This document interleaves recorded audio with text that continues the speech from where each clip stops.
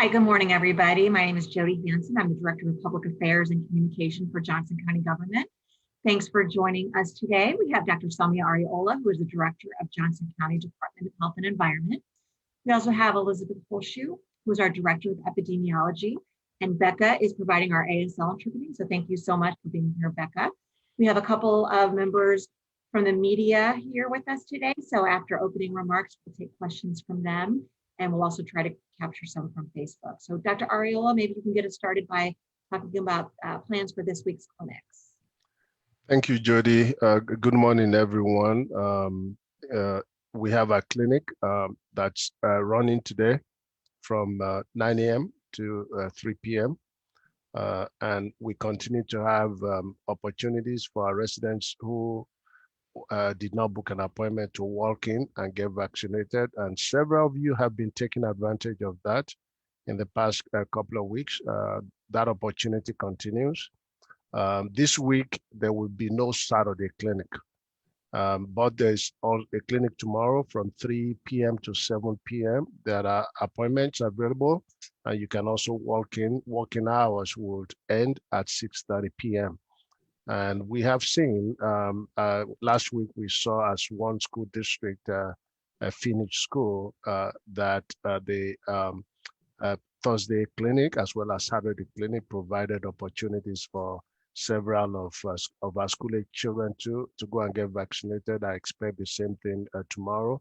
Again, this week, there will be no clinic on Saturday, but there's a clinic today, 9 to 3 p.m. and tomorrow 3 p.m. to 7 p.m. And if you are not able to get vaccinated this week, next week, the opportunities continue. Our clinics will run Tuesday, Wednesday, Thursday, Saturday next week. It's 9 a.m. to 3 p.m. Tuesday and Wednesday. And then Thursday, 3 p.m. to 7 p.m. And Saturday will be 8:30 a.m. to noon. And so opportunities remain. The thing to keep in mind also, and then Elizabeth will jump in and talk a little bit more. So our adolescents, 12 to 17-year-old, 12 to 18-year-old, opportunities to get vaccinated. But the thing to keep in mind is if you can't make our clinic, there are several opportunities that are available. So Elizabeth, take it from there. Thank you, Dr. Ariola. Good morning, everybody. There are plentiful opportunities to get vaccinated across Johnson County. You can, for kids 12 and up, Children's Mercy is a great option if you are associated with them. And all you need to do is Google Children's Mercy COVID vaccine, and you'll see their clinic opportunities.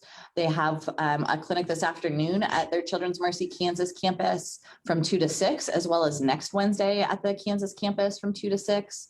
Additionally, a number of our pharmacies and hospital systems are also carrying Pfizer, which is the one vaccine at this point that can be used for those 12 to 18-year-olds, as well as hospital systems, and pediatricians as well. So if you are interested in getting your child vaccinated and they're over the age of 12, we would certainly recommend you do that and pursue one of these opportunities. Again, they can only receive Pfizer vaccine at this time. So if you are calling a pharmacy to check, that's what you want to know when you're giving them a call. And it's really important that they get vaccinated. You know, as we head into summer, we know there are summer camps and summer athletics and gatherings and all of these different pieces. And all of these are opportunities where COVID can spread and spread very quickly, particularly if masking isn't done. But if your kid has both of their vaccines and is 2 weeks out from that second dose, then they are fully protected from COVID-19. So even if they're exposed in one of those locations or, you know, really anywhere, church, if there's any kind of an exposure, as long as they remain asymptomatic, so don't develop any symptoms, they can keep going about their lives. They don't need to quarantine. And that will be the same as we move into the fall school year. So would certainly recommend it. Also, some interesting news this week that Moderna has submitted their data for approval of the 12 to 17-year-olds as well. So we'll be watching that as that moves through FDA and ACIP, the Advisory Committee on Immunization Practices and CDC. see, because as we have more vaccines available for that age group, it's all the better. It's some different storage capacity. And so that may be some different opportunities for various pediatricians' offices or family practitioners to have that on hand. So definitely seek it out. We certainly recommend it. And if you have any questions, please call your doctor and have those conversations about your own child's health if you have any concerns. Yeah, thank you, Elizabeth. So again, multiple avenues to get vaccinated. Our clinics obviously are available. And like you said, pediatricians are vaccinating, family practitioners are vaccinating, pharmacists are vaccinating. So multiple opportunities to get vaccinated. Now the question, moving into this Memorial Day weekend, if you are vaccinated, the CDC guidance is pretty clear. You are protected. You can begin to do some of those things without wearing masks, interacting with people. Of course, several people are still choosing to wear masks, and that's great. That's good. Your risk of getting infected is pretty low. And now we talk about the breakthrough infections. They do happen, albeit again at a low rate.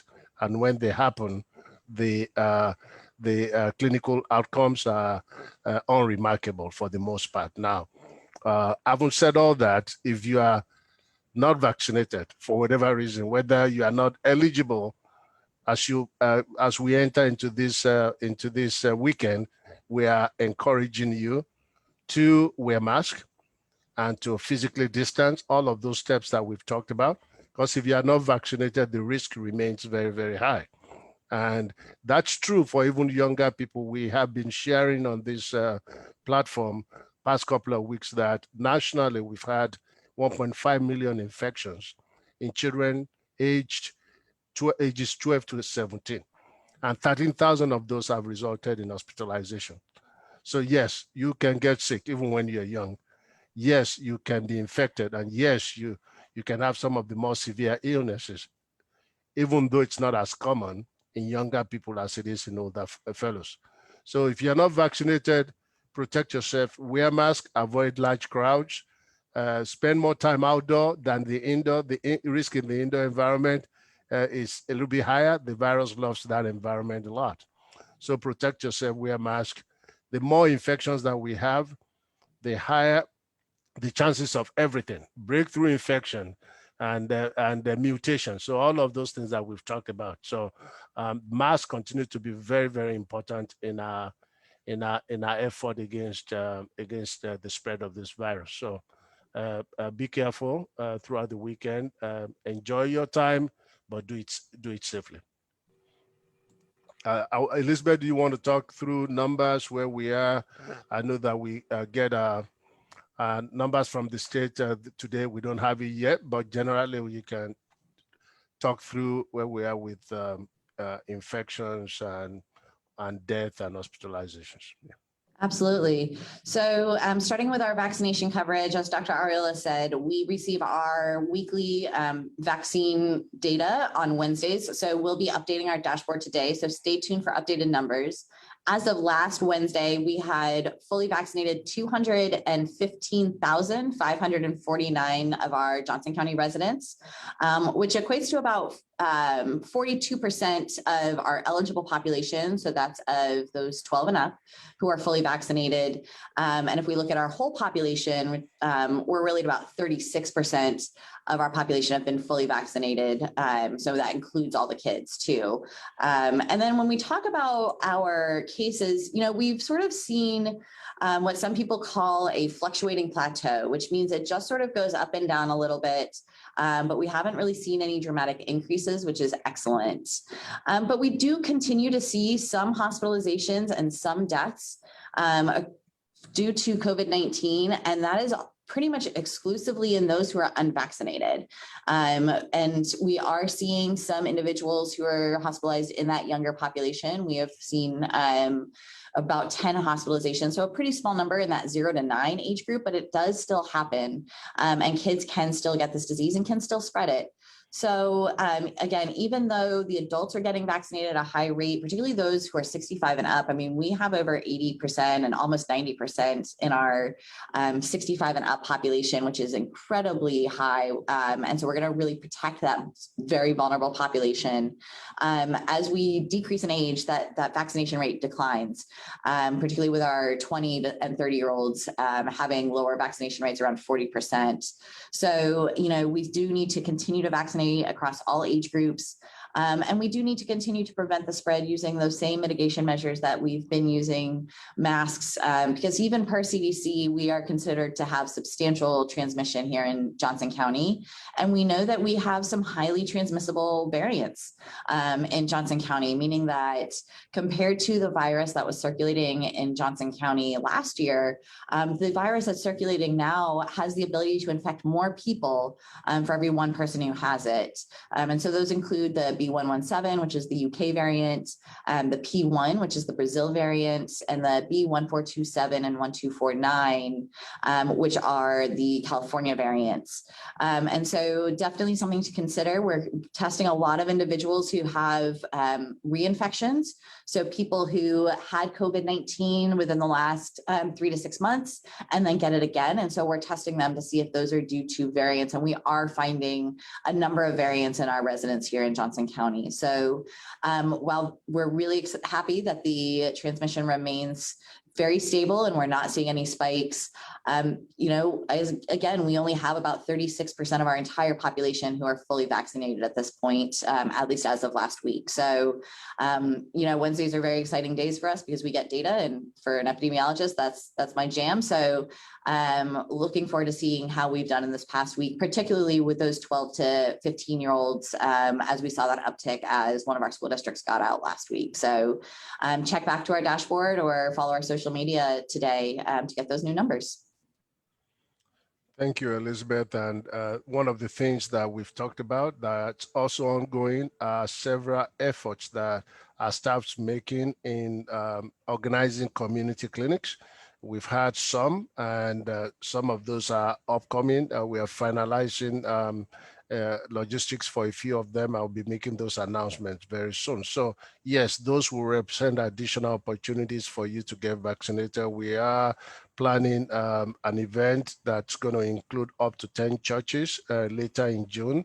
We are planning events in several parts of the city that's going to be targeted towards getting more of our residents in the 20 to 30-year-old range vaccinated in the community. And so it is possible that as you go around on your weekdays and weekends, that you see us in the community vaccinating. Again, if you've not been vaccinated yet, those are additional opportunities to get vaccinated. I checked with our staff yesterday. What is really an exciting news? We have been doing homebound vaccination. We've been going into homes and vaccinating people, and asked for an update on the number. As of yesterday, we have vaccinated 302 individuals. We've been to their homes to get them vaccinated. And so we have about 1 week left to finish those that are on our list. About 5 people left is my understanding. And of course, there could be more that we become aware of, and we'll continue to do that.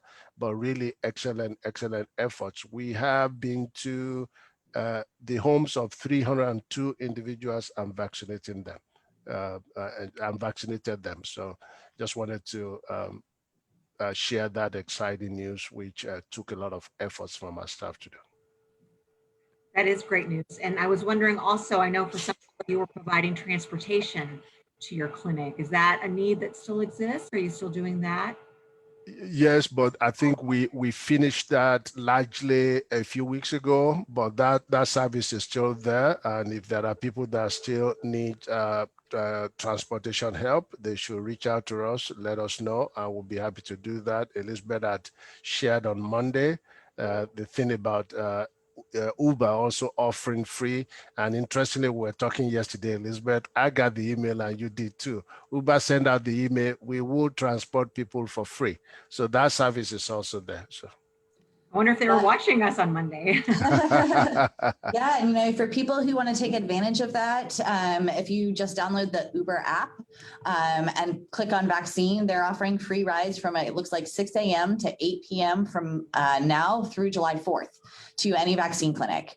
And you can get your 2 rides, so you can go back and get your second dose. So certainly an option for those of you who maybe don't have transportation, and if that's the barrier to holding you back from coming to our Lenexa clinic, just jump in an Uber now and come on down. Yeah, the option still remains for you to call us. We'll make the arrangement, but the excellent option there from mobile. Yes. Yeah. We do have a question from the member of the media, and I think we've covered a little of this. We've covered the current vaccination rate in Johnson County and ongoing efforts to vaccinate people, but you might want to touch on, how do you both feel about where we are on our vaccination progress? Well, so when you compare where we are across the region and across the state of Kansas, we are well ahead. And so if you look at it from that angle, that's great. When you compare to where we are across the country, I believe that across the country, about 39.5% of our population are fully immunized.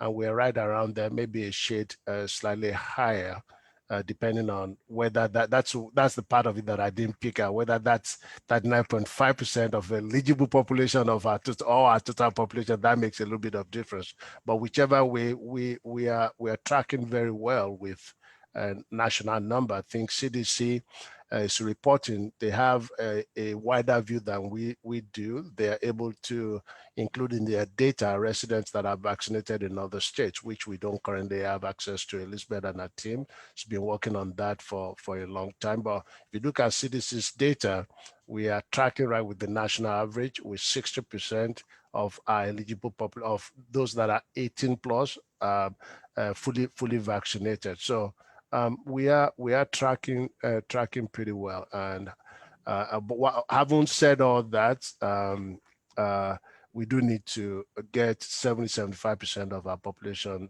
vaccinated, and we're not there yet. We really still have a lot of work to do to get to that level. Again, it becomes even more important if, because again, we've said it over time, we don't live in isolation of the rest of the region or the rest of the country. And there are parts of our region where the vaccination numbers are very, very low. And still to protect ourselves with people working here from other counties and people who live here working in other counties, I think it really puts a little bit more of the responsibility on us to even aim for higher vaccination numbers, because again, the coverage across the region is not uniform. Some places the vaccination numbers are pretty low. Again, in theory, it does mean that we need to aim even higher than what we're currently aiming at. Now, there's a couple of good news coming out there. Elizabeth mentioned one of those with Moderna presenting data that they will provide more vaccines for younger groups. We also know that the trials are ongoing for the vaccines to be even younger fellows, so we can protect them. That continues to be one of our biggest worries. Is the vaccine right now, in the past 2 weeks, we have it approved for 12 to 15-year-olds. But if you are 11 or 10, we don't have vaccine for you. So we still need to protect those populations that cannot be vaccinated. So lots of work to do. We like the progress. Could it be better? Absolutely better, meaning that I would love for us to be at 70-75% vaccination rate. We're not quite there yet. Am I optimistic that we'll get there? Absolutely. Thank you. We have a few questions from Palmer with the Shawnee Mission Post. We noticed some zip codes with higher vaccination rates, 50% plus. Do you have any guesses or explanations on what is behind that? Elizabeth, we were talking about this yesterday, so take it. Yeah.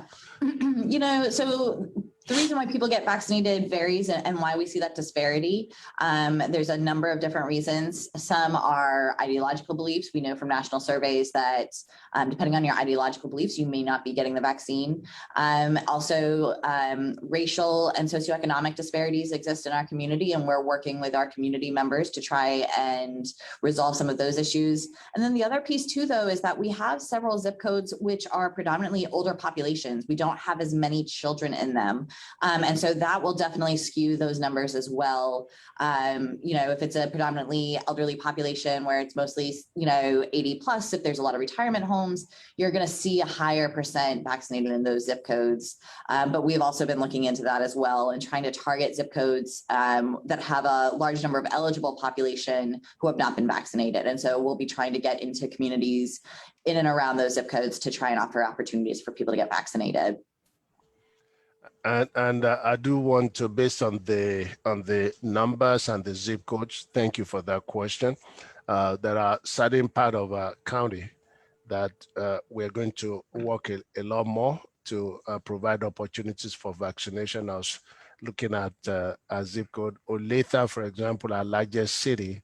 We have a lot of work to do. The vaccination rate in the zip codes in Olathe needs to be a lot higher than they currently are.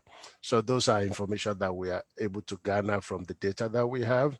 And again, thanks to Elizabeth and our epidemiology team, really looking at this data from multiple angles so that we can target efforts a lot better. So we have some work to do in our home city so we have a lot of work to do to get vaccination rates up in our largest city here. But we are talking with the different cities. We had a very good meeting with Overland Park. We are planning a meeting with Olathe for towards the same effort, so we can have community clinics that are targeted towards that effort. Between those who are vaccinated and those who have actually had COVID-19, are we reaching a point where widespread transmission is not as likely? That's a very good question. We were talking about this yesterday. So the way that I'll start and Elizabeth jump in later, and there's what we call reproduction or reproductive number. So let's assume it's 2. It means that one infected person will infect 2 people. So let's say we start with 2 infected people. So one would infect 2 people each, and that would be 4. And those 4, if they are infecting 2 persons each, that number doubles, okay? So assuming that right now we're at 50% vaccination rate and 50% of the initial 4 are protected from getting it and from spreading it. So that initial 4 now becomes 2, okay? And that 2 potentially could spread to 4 people, but at 50% infection rate, that's possible that instead of 4 people, you are getting 2. So that's at the second generation level, that instead of having 16 people infected, you could be dealing with 4 or possibly 2 infections. So yes, we are already seeing the impact of the vaccination. The more people we have vaccinated, the more roadblock we are putting in front of the ability of the virus to spread. Now that seems like oversimplification because it doesn't always work perfectly like that. You could have the virus be in contact with, actually that's more likely because, people that choose, for example, to not wear masks, that choose, for example, to not do the steps that we've talked about, more likely to interact together. Because for me, when the virus was here, I knew that I have to be careful. I have to protect myself, protect my relatives that are vulnerable. And so I avoided large gatherings. I wore my mask. So it is possible that the 2 infected person are interacting with those that are not vaccinated. But at least in theory, every vaccinated person is an obstacle, or at least provides a wall against widespread transmission of the virus. So yes, we are seeing those. It's part of why we're seeing our numbers down, But you can see in our numbers too, the virus is here. It is being transmitted. We are picking them up. And that's because most of them are occurring in people that are not vaccinated. Again, still supporting the same theory that we've always known. And that's the fact that you have to wear masks, you have to physically distance, or be vaccinated. If you're not, you're very susceptible to the spread, to infection, and some of the more severe consequences of infection. Yeah, and the thing I would add to that is CDC considers natural immunity. So the amount of time that you may be immune to getting another infection of COVID after you've already gotten it once to only be about 6 months. And the other piece about natural immunity is that the response that your immune system does isn't as robust. It's not as strong as the vaccine is. And so if you look at our sort of graph and when we had cases and when we had our peaks where a lot of our residents were getting infected, it was really between November and January, middle of January. So if that immunity does only last 6 months, those individuals are going to start losing that immunity right around now, making them susceptible again to another infection. And so, it is a very fine balancing act. The vaccine is the best way to prevent that transmission through our community. We talk about it as breaking the chains of transmission with that one vaccinated person who stops that sort of group infecting the next group. And so, if you've been infected, if you've already had COVID, we're still going to recommend you get the COVID-19 vaccine because it is better protection. And you may be losing that immunity if you had it this winter, making you susceptible again to another infection. So we'll see. We're going to continue to watch the numbers as we do. It's our job here in the Epi department and division. But vaccination is the key, and so continuing to get more people vaccinated in all of our age groups, and particularly our younger age groups. And as more age groups become eligible, that's definitely what we'll be working on to continue to keep the spread at the point where it is and lower. And just a few more questions from Kyle. How many total vaccines have been administered at the Lenexa clinic so far? And how much longer do you anticipate the clinic remaining open? Right. So as at the end of yesterday, we have administered over 57,000 vaccines at the Lenexa clinic. Now, that's a fraction of what we have done, DHE, throughout the response. Right now, last time I checked, we crossed 100,000 about 3 weeks ago. So I would say, in general, vaccines administered by the Department of Health and Environment would be around 110,000 or slightly more than that. So, but at that clinic, over 57,000 vaccines have been administered. We're going to keep the Lenexa clinic as long as people are showing up, but I anticipate that in the next few weeks, can't be more precise, could be 4 weeks, could be 8 weeks, that the need for the mass vaccination clinic would decrease. We will continue to offer vaccines to residents. Could be at our location, it could be at a smaller sites moving forward, or we just set up clinics as needed. For example, if we suddenly have approval for the younger age group, we would do something to make sure we accommodate that. But long term, though, we're really going to move towards quote unquote the flu vaccine model, where people just get it when they go to their doctors. And one of the key things, for example, is we know throughout the pandemic that immunization rates for children dropped. And so that's part of why the recent approval from CDC was pretty consistent. You can, when we started, there was out of an abundance of caution, the recommendation that you take the COVID vaccine 2 weeks after any other vaccine. That's gone away. Now you can take it with the other vaccine. So when you visit your pediatrician, you can get your vaccines, immunizations together. So again, the consequences of the decrease in immunization rate, we may not feel now, but we'll feel them later because it's very, very important for us to be up to date with our immunization. So our clinics are going to remain open for as long as we need them. As we've done throughout the pandemic, we have adjusted our tactics as we need. So if suddenly the demand goes up, we're going to make the adjustment. But right now, we expect the need. We don't expect to be vaccinating 2,000, 3,000 persons a day like we were for a stretch, and would keep those options open.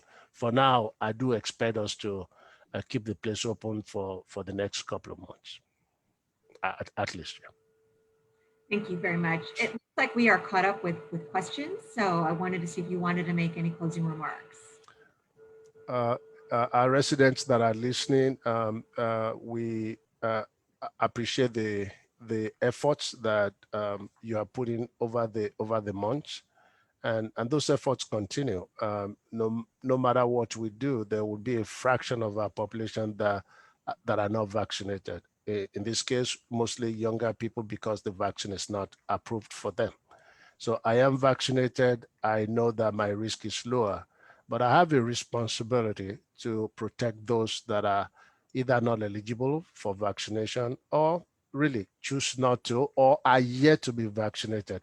And so as you head into the Memorial Day weekend, I think if you are not vaccinated, you really have two choices, because we don't want the message about vaccinated people and what they can do to be misconstrued or misapplied.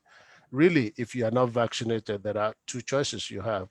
You either get vaccinated, and while you wait to get vaccinated, wear your mask, physically distance, avoid crowds, especially in the indoor environment. And I know it's very tempting going into a weekend that historically we spend with families, we spend with friends, and we party, we do things together. So we're asking, same thing we did last year, especially during the holiday season of Thanksgiving and Christmas and other holidays there, where we urged our residents to just take the necessary steps. And you did. It's even before we began to see the impact of the vaccine, a number started to drop rather than go up. And that's because our residents understood the importance of doing those things. And that's what we're asking you to do. We're continuing to put more shots into the arms of our residents. We're not quite there yet. We are happy with the progress that we have made. I don't think any of us could have anticipated this a year ago, that we'll have vaccines and we would have vaccinated 50% of our eligible population. We've done that, remarkable progress. We still have a long way to go. The numbers are still there. We're still having spread of the virus. So as you head into this weekend, let's work to build on what we have done. Let's not do things that would cause a spike in the number of infections. So thank you for your cooperation. We just ask you to keep doing what you're doing for a little while more. Thank you. Great. Thank you so much, Dr. Ariola. Thanks so much to the members of the media who joined us today. Thank you, Dr. Ariola and Elizabeth, for sharing great information. Thanks to Becca for being our self-interpreter. And thanks to everybody watching on Facebook. Thanks so much and enjoy the rest of your day.